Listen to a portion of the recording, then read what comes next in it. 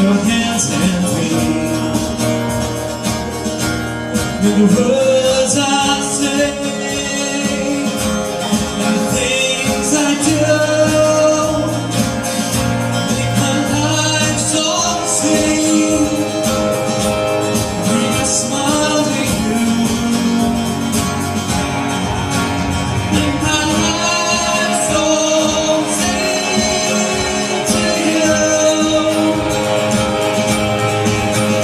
Make my life so sweet to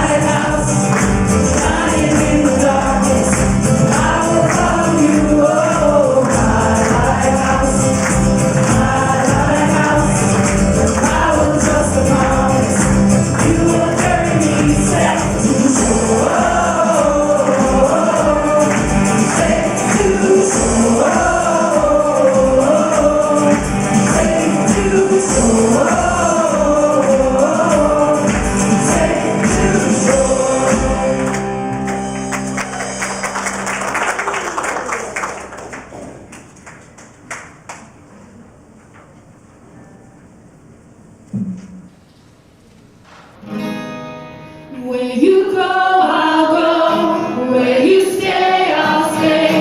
When you move, I'll move. I will follow.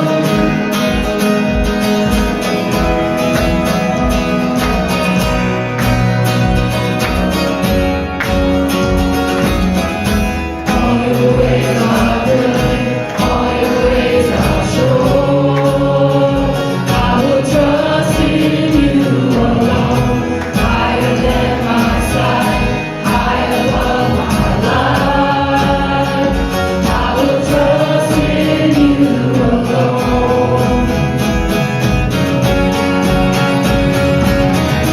Where you go, I'll go. Where you stay, I'll stay. When you move, I'll move. I will follow you. Who you love, I'll love. How you serve, I'll serve. In this life I lose, I will follow you. Yeah, I will follow you. Yeah.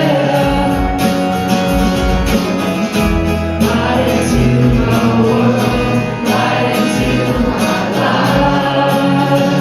I will live for you alone. You're the one I see, knowing I will find.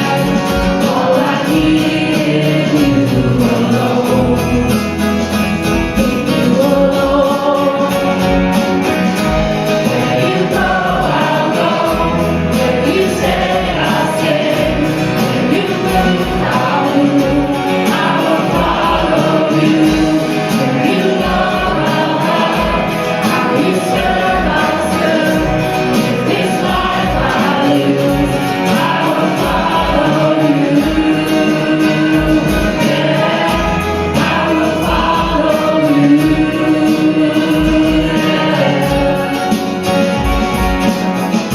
In you there's life everlasting. In you there's freedom for my soul. In you there's joy, unending joy. I will follow. Where you go, I'll go. Where you stay, I'll stay. When you move, I'll move. I will follow you. Where you love, I'll love. How you serve, I'll serve. In this life I lose, I will follow you. Yeah, I will follow you. Yeah, I will follow you.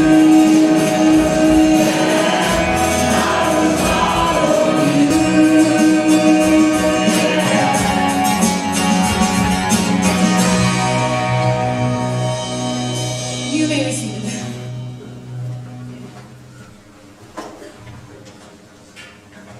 Ready?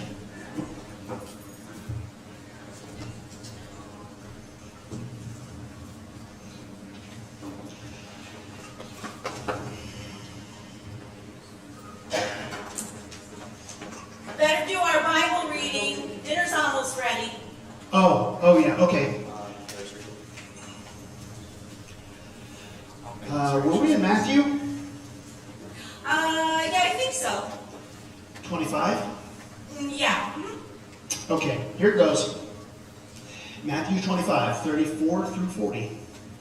Then the king will say to those on his right, "Come, you who are blessed by my Father, take your inheritance, the kingdom prepared for you since the creation of the world. For I was hungry, and you gave me something to eat. I was thirsty, and you gave me something to drink. I was a stranger, and you invited me in. I needed clothes, and you clothed me. I was sick, and you looked after me. I was in prison, and you came to visit me." Then the righteous will answer, "Lord, when did we see you hungry and feed you, or thirsty and give you something to drink? And when did we see you a stranger and invite you in, or needing clothes and clothe you?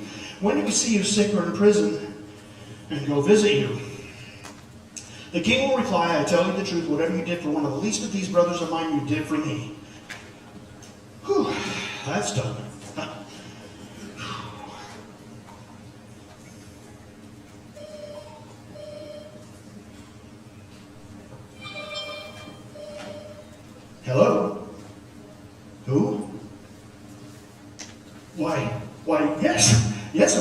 Jesus, we'd love to have you for dinner. Oh my gosh, yes. Yeah, no trouble at all. No trouble at all. Yes, please. We'll be expecting you. Jesus is coming here tonight. Oh my gosh, yes. We gotta clean up this mess.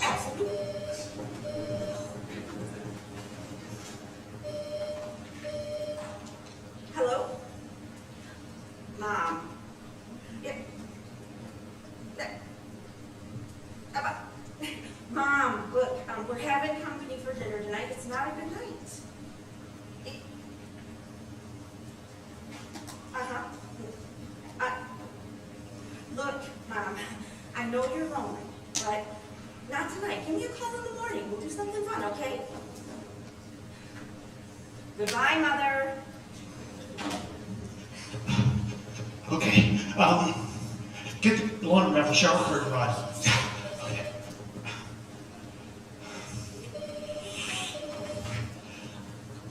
Hello? Harvey, hi. Yeah. Look, I know I told you I'd help you with your taxes tonight, but I really can't. No, we have a very important guest coming for dinner, and I just am not going to have time. No, maybe. No, you can't come meet him. Jeez. Goodbye, Harvey. We're just about ready. Okay. Okay, we should have the Bible open. So, yes. yeah, right here. So that way he'll know we're Christians. Oh, do you think he's here? Does my hair look okay? Perfect.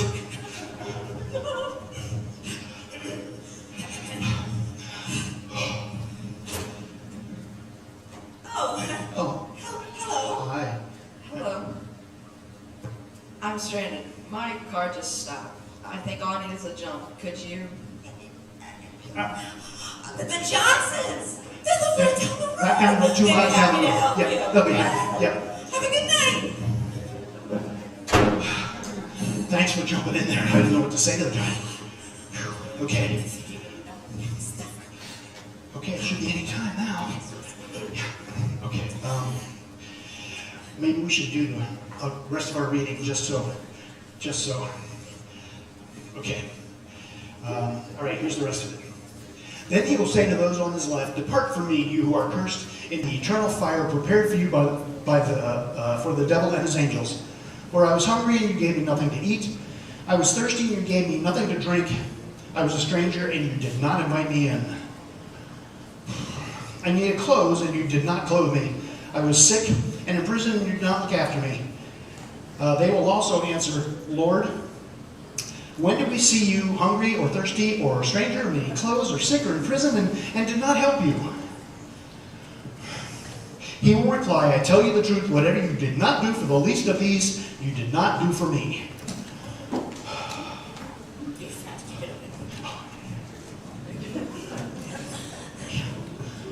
Can't be long now. The Joneses continued to wait for Jesus. They had not realized that I had been there 3 times that night, and 3 times they had rejected.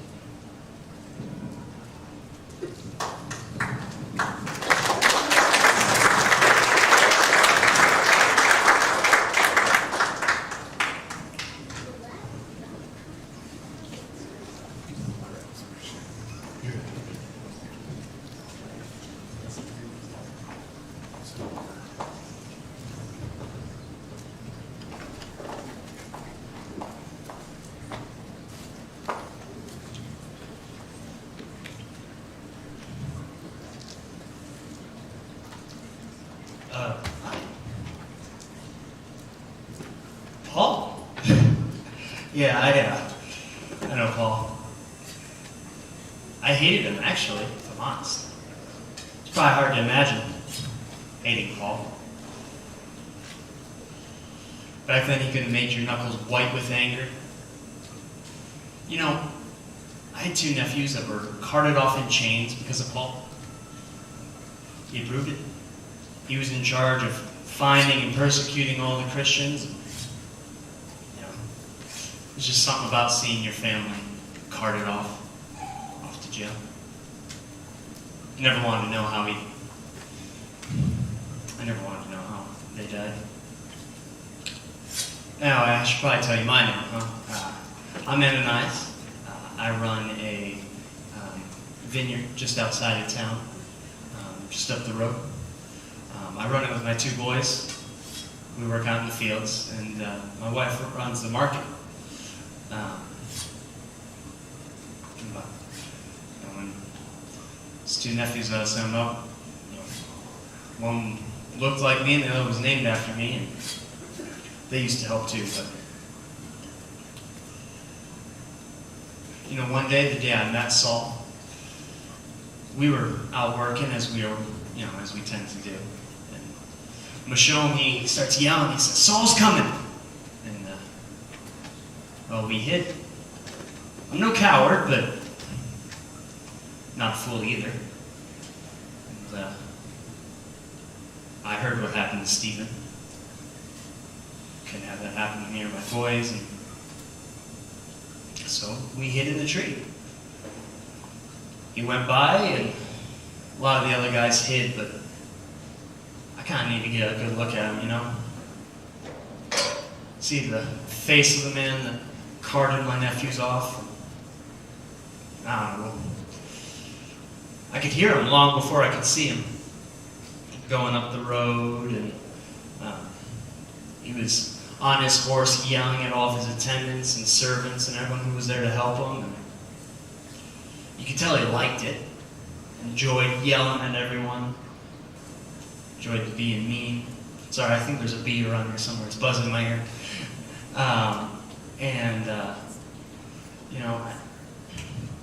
There was something off about his voice, though. He sounded too young to be that angry and that cruel.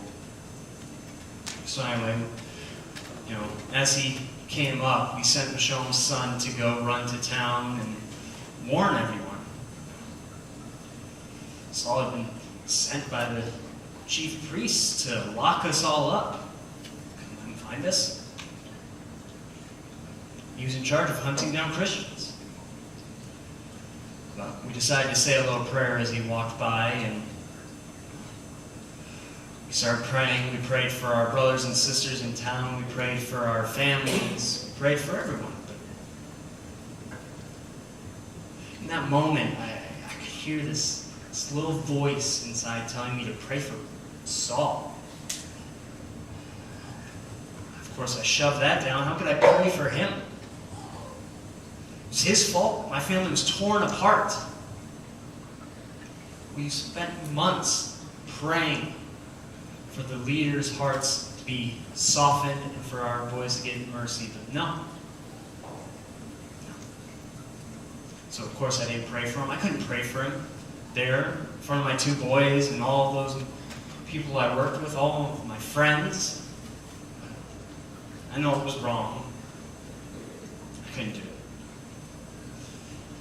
So anyway, we went back to work and kept busy. That's about all you can do, right? Put your head down and keep working, and about an hour or so later, Michonne's father starts waving. He says that his boy's coming back. So we waited, and we saw Michonne, and we talked with him. What's going on? He said, something's happened. Saul's coming back. And before we had time to hide again, there was Saul coming around the corner. But it was different this time. He was weeping, and he was crying and wailing, and we didn't have time to hide, so we were out in the open, and he looked right at us. You could tell he didn't see us. He was blind. I was pretty happy about it. He deserved it. He deserved much more and much worse than that. For all the people who had died, all the people locked up because of his decision, because he decided to persecute us. Of course, the Lord would punish him by taking away his sight. It's only right. I sat there watching him go, and I didn't feel as pleased with it as I felt I should. I turned to my side, and a lot of the other guys, they were on their knees praying, crying, but not me. Weep for this man. Not in front of my boys, not in front of them. I'm too proud for that. In the next few days, you know how towns are, everyone started to talk, all the gossips, saying things about how an invisible voice knocked Saul off his horse. Some people say that just right there on the spot he lost his sight. Not me, I didn't really care to talk, didn't have anything to talk about. Call it guilt or whatever. Anyway, I couldn't bring myself to work the next few days. Couldn't bring myself to help out in the market either, so I just sat in the house, waiting, praying. A few nights later, I couldn't sleep, so I went outside to pray, look at the sky, appreciate all that the Lord had given us, all that the Lord had blessed us with. And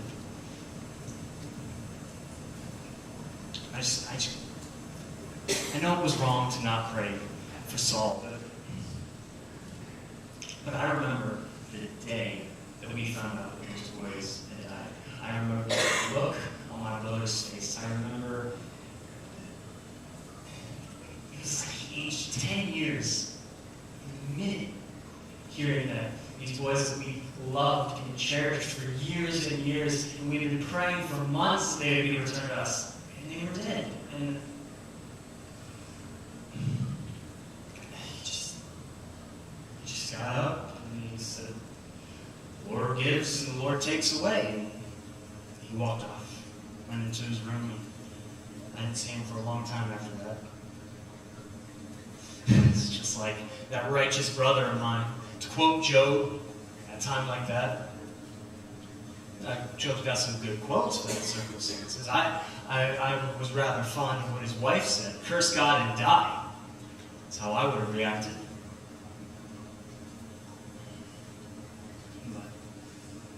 So I was getting chilly and the wind was howling quite a bit, so I went to go inside. But before I did, I cried out. I said, "Lord, what do you want from me?" And it was like nothing I'd ever seen. The wind died down, and I could just feel this love around me. And a voice called out to me. I knew it was the voice of the Lord, and he said, "Ananias." I said, "Your servant is here, Lord." It's not often that I get a direct vocal response when I ask the Lord what he wants from me, so I'm going to capitalize on it. But I was not expecting what he was going to ask of me. He said, "Ananias, go to the house on the road straight. There you will find the home of Judas. In that house is your brother Saul, up in the upper room, waiting for you. I have sent him a vision that a man named Ananias will go to him and return his sight to him." And this was not what I was expecting, what I was wanting to hear. I said, "Lord, how could you ask this of me? I have heard of this man. This man has persecuted and led to the deaths of our people, your people, the people who call out on your name."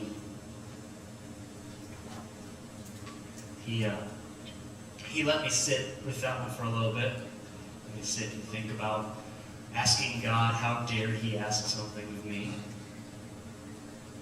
A few moments later, calmly but firmly, the Lord spoke again, and he said, "I have chosen Saul for my purposes, and he will know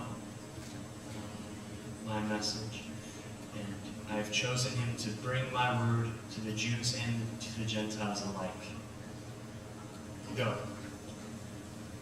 Now, I don't always make the brightest decisions, but I know that when the Lord tells you pretty firmly, "Go do this thing," it's a pretty good idea to listen to him. You know, if you really think about it, if the Lord tells you, "Hey, there's this guy in a room waiting for you," you just go help him, you'll figure it out. It sounds easy, right? He laid it out for you. So the whole walk there, I put on my cloak and I started walking. I figured it'd be the easiest thing in the world. But I get there, and I knock on the door, and it opens immediately. They were ready for me. They all knew I was coming. I made my way up the stairs, and there he was, kneeling in front of me. Hands clutched together in prayer. He couldn't see me, obviously, but he knew I was there.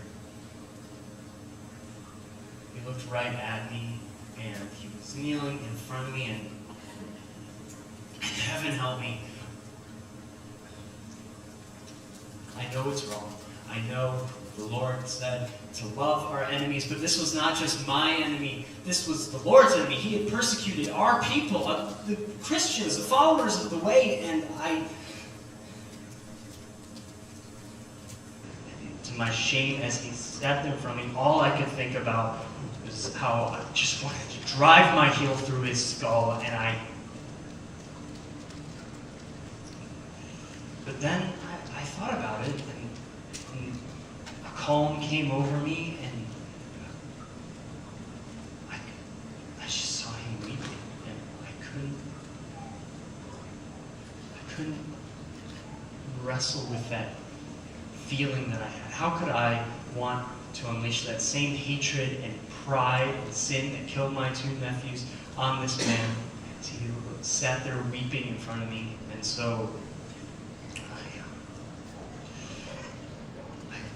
worked very hard to not tear up, and I heard my own voice speak out, "Saul, your brother is here. I've been sent by the Lord to heal you." I felt my hands reach out, watched them grab him and lift him up, and I watched as what looked like scales fell from his eyes, and he could see. And then he cried, and then I cried. That night we ate and talked, and he was baptized. He spent some time with us after that. And we spent a lot of time together talking. Eventually his name was changed to Paul. You probably know the rest of the story, but see, people don't actually know all that much about him, his personality. A lot of people think he was this super serious, harsh man, the guy that told Peter what's what, but I miss him. And the thing I miss most about him was his laugh and his smile and his joy. But it was an incredible day. We were both blind, and he was physically blind, and I was clearly spiritually blind. That day the Lord used us to teach each other grace, forgiveness, humility. Well, anyway, I hope that's enough, but I gotta get back to work. So, have a good one.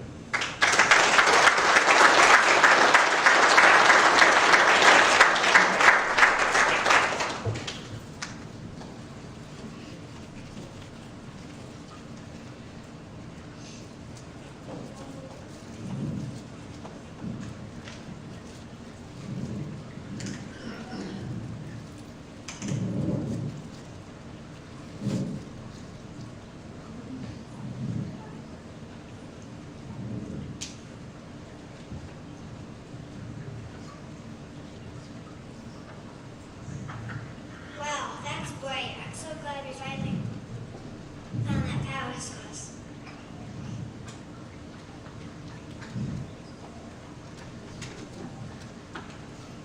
We're going to be able to see for miles. Well, actually, everyone around us can be able to see for miles. We can all stop tripping in the dark now. Like a lighthouse. Awesome. Hey, can you tone that down a bit? You're gonna blind me. Oh, sorry, I guess.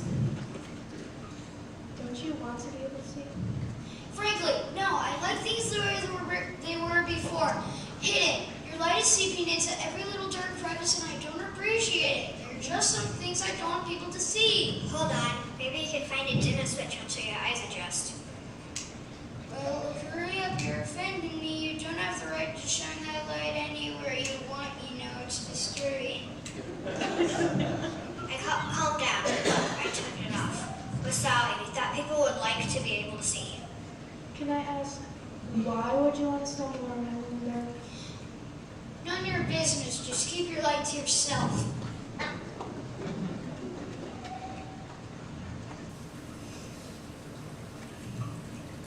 Good grief, I didn't expect that. I'm almost afraid to turn it back on.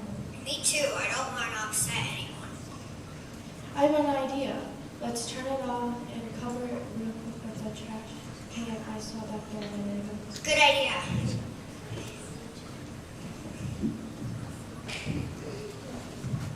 On three. 1, 2, 3.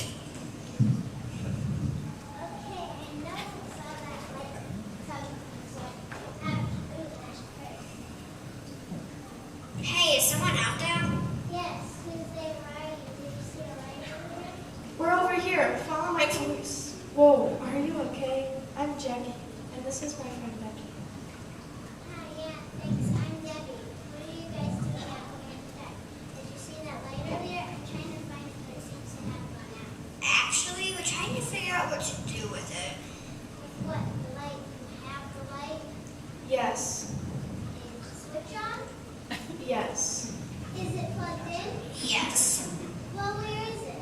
Under a trash can. Okay, why? Because we didn't want anyone else to see it. So what you're saying is you have a light, you have it turned on, but you don't want anyone to see it. Exactly. But we're all stumbling around in the dark. I know, that is a problem. Which way are you going anyway? I don't know, I feel like I'm wandering around in the dark forever. Hold on. Does this help? Kind of, but wouldn't it be better to just take the trash can off? I guess so, but we've heard it's too bright for some people. Look, I'm not telling you what to do, but if you have something that can save people from the dark, I don't think you should hide it. In fact, I think I'm going to follow your point if you don't mind when we find that power source, so I can turn on another light. We can drive away all this darkness if we keep on shaking. Take care, and we'll figure it out. This is not working. Maybe we should try a bucket. It would dim it a little but not snuff it out. Worth a try.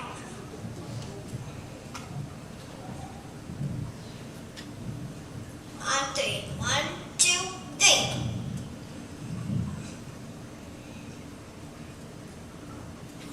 My arm is getting tired, and why are we doing this again?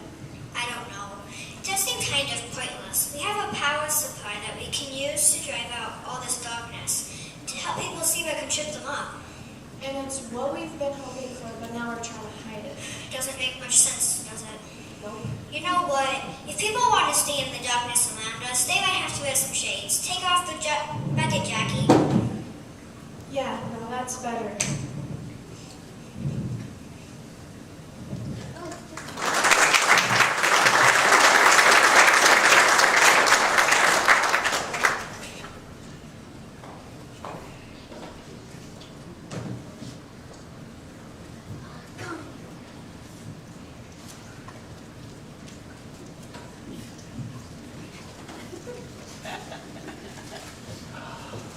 Oh man, Eve, this will be great. We get to explore the great outdoors, not stuck in that tiny little garden anymore. We can go any direction we want. We can go north or east. Hey, Eve. Hey, it's been like 4 hours and you've said 4 words to me. Is everything okay? Okay, no. Okay, let's play what did I do wrong. Was it something I did? Oh, no. Something I didn't do? No. Something I said? Okay, it was something I said. So what did I say? You know what you said.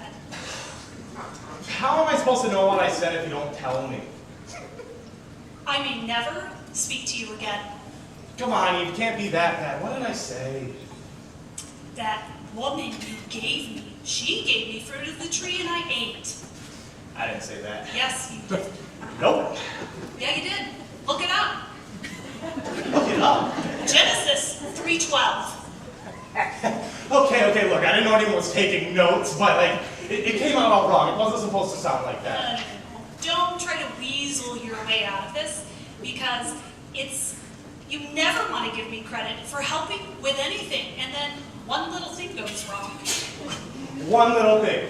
You call breaking the one and only rule God, the Creator Himself, gave us. One little thing. Okay, not so fast there, Buster, because who told you you had to listen to me in the first place? Because it's not like I held you down and shoved the fruit down your throat. Yeah, okay, but I'm pretty sure I told you not to go hang around with that serpent. Well, he tricked me. And this is not about me. This is about Whoa, you. whoa, calm down. Come on. We don't have any kids. That sounds way better in my head. If you think you can humiliate me like that in front of God and just get away with it, you have got another thing coming. Not even a thought to my feelings. Honey. Don't but honey me. Sugar. I wouldn't let you touch me if you were the only man on. Well, never mind. Just keep it PG. Look, I'll make it up to you. No, I really will. I'll go out there, I'll work in that hot, hard sun, I'll toil the land, I'll get all the dirt under my fingernails so you don't have to. Okay, let's not pretend that's something that you've come up with, because I'm pretty sure that's what God is asking us to do. But, tell you what, we can switch assignments. Oh, really? I will toil the earth. Okay. You can give birth in pain. Oh, Eve, as brilliant as that idea is, it's really, really good. God's really mad at us right now. I don't think we should push the buttons like that. Yes, you're right. Look, come on. I'll clean up after myself. I'll sweep the floors when I come inside. You know what? I don't even crack a mother-in-law joke. Okay, but can I name the kids? Oh, but I'm just so good at it. Adam, you got to name every single animal. Well, yeah, I've had a lot of practice. And besides, you weren't here yet. It was just me, and it was so quiet. What? What was that? It was lonely. It was so lonely. I was all alone. Yeah. Look, how about we strike a deal? We'll name them together. Okay, but can I name the first one? Well, we'll talk about it, And but before that, I'm getting kind of hungry, What's for dinner, Gosh. That woman you gave me. Hey, Eve, these leaves you got me are really itchy. Where did you find these things? Adam, What? what's a mother-in-law? I don't know, but it sounded good.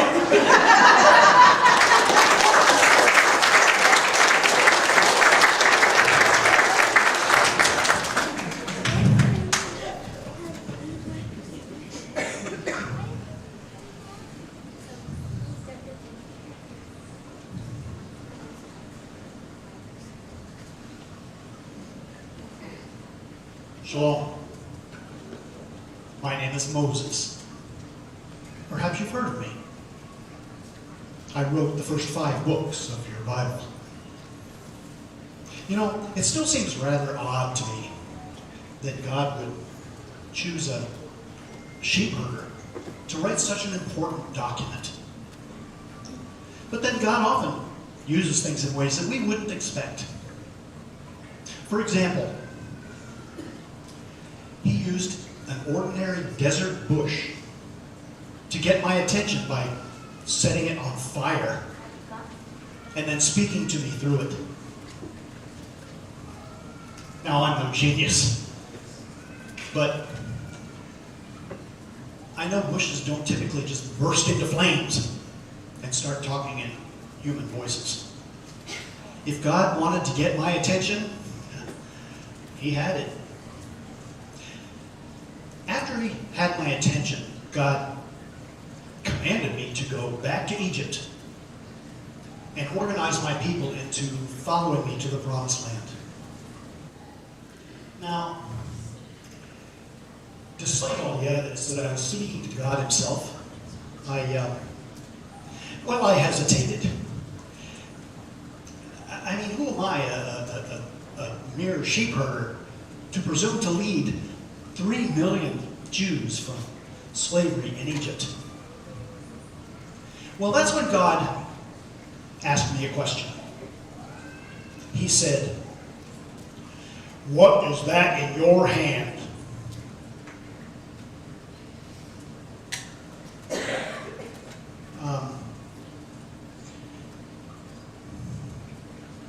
Is this a trick question?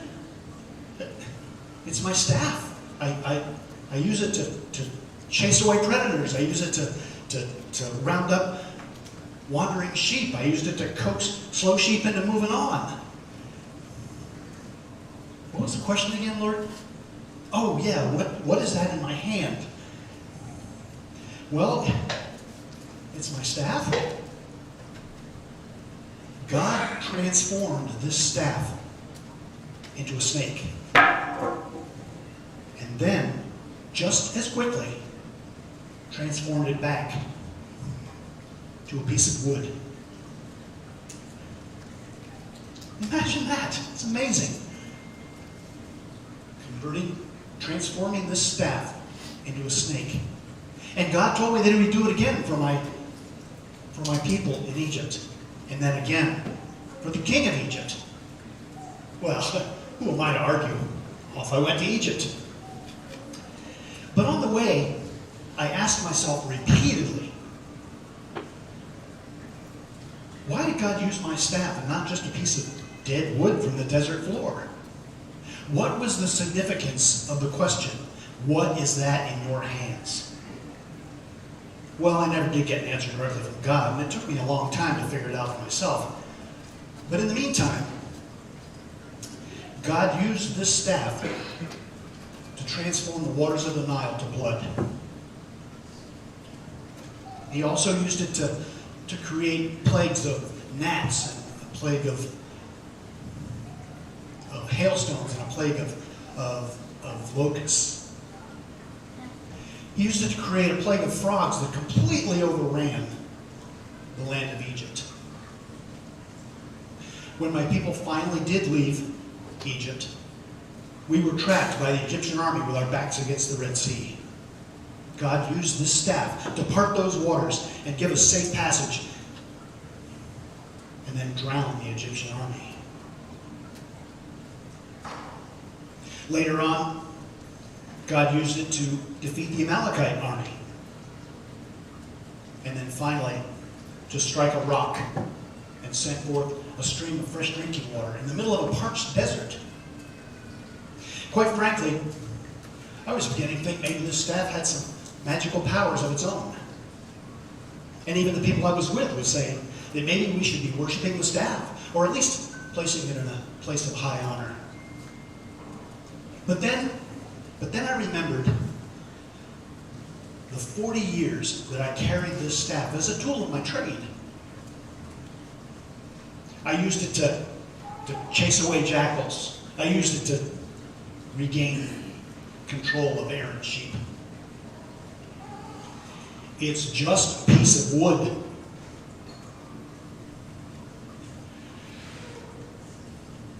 Of all the things God could have used to do His miracles, why did He choose this particular piece of wood? Well, I'm convinced that God chose my staff because of the three things that it represents. It represents my livelihood, my standard of living, and my influence. You see, before God got my attention, my standard of living, or my livelihood was, I had to depend on the strength of my back and the sweat of my brow to put food on my table. But once I let God take control, He sent manna from heaven, a free gift. Until God got my attention, my standard of living was the lowest in the land. Shepherds are on the bottom rung of the social ladder. My people were slaves in Egypt. But once I let God take control, I became the ruler of my people, having became the ruler of 3 million people who would ultimately become the richest and greatest nation.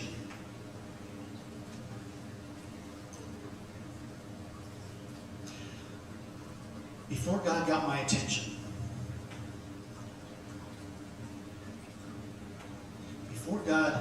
attention, my influence was limited to my family and my sheep.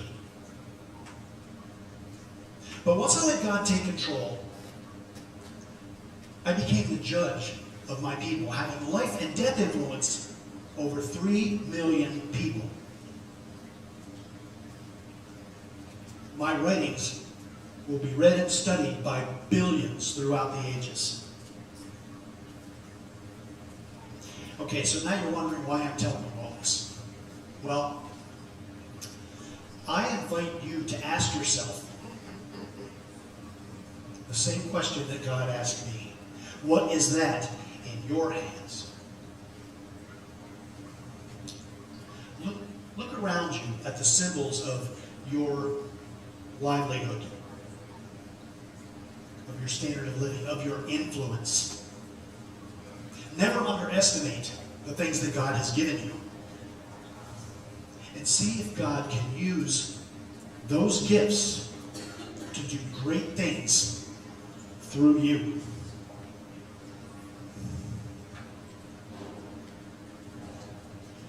What is that in your hands? Please pray with me.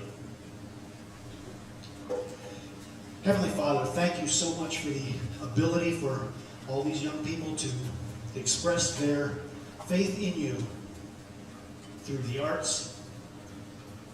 Please guide us in following you by reading your word, through art, and just looking at the world around us. Please guide us through and keep us safe and keep us learning all the time about you, Lord, because your life and our lives depend on you so much, Lord. We ask this all in your Son's name. And all God's people say, Amen.